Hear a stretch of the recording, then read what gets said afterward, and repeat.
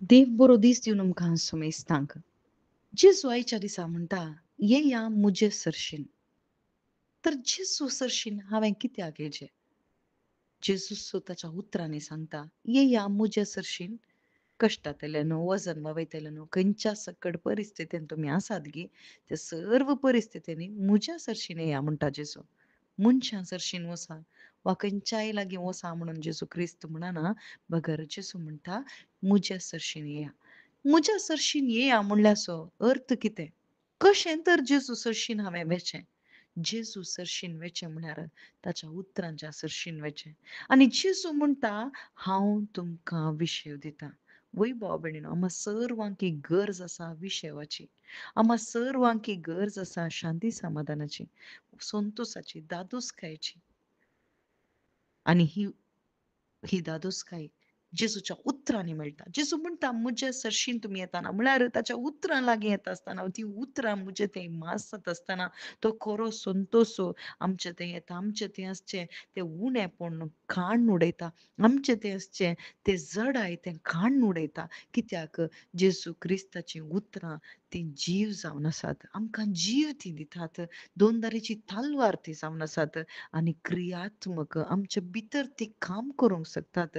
केदाळ आमी जेजू सरशीन येता, वय कशें वेंचीक पूत थंयसर तो कश्टालो, नश्टांक सांपडलो, पूण ताणें पातकाक पाट करून थंयसर ताणें एक निर्धार केलो. बापा लागीं हांव येता म्हणलो निर्धार केलो आनी थंयच बसूं ना, बगर तो उठलो आनी थंयसर ताणें बापा विशांत नियाळ केलें आनी तो थंयसर बापाचीं उतरां नियाळ करता. बापाचो मोग तो नियाळ करता आनी तो धांवा-धांवी पाटी येता.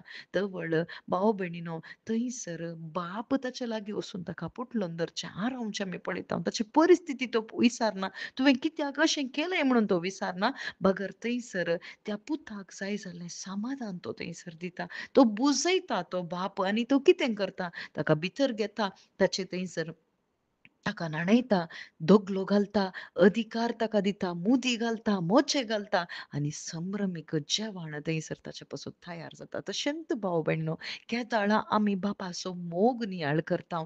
बापान ताच्या एकल्याच पुताक दिल्लो तो मोग आमी नियाळ करता. तवळ आमकां बापा कुशीक फाटी येवंक जाता. जेजूच्या त्या साक्रिफिसांत थंय फाटी येवंक जाता. आनी जेजू म्हणटा, "मुजे थावन तुमी शिका" म्हणटा. कितें हांवें शिका जाय?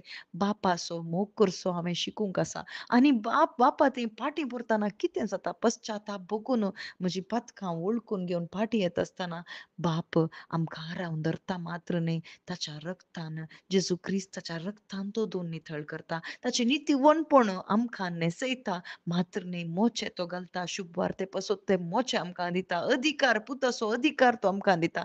आनी संभ्रमीक जेवण, ती सर्गीचो संतोष आमकां परत आमच्या काळजांत तो वोमता भाव भयणीनो.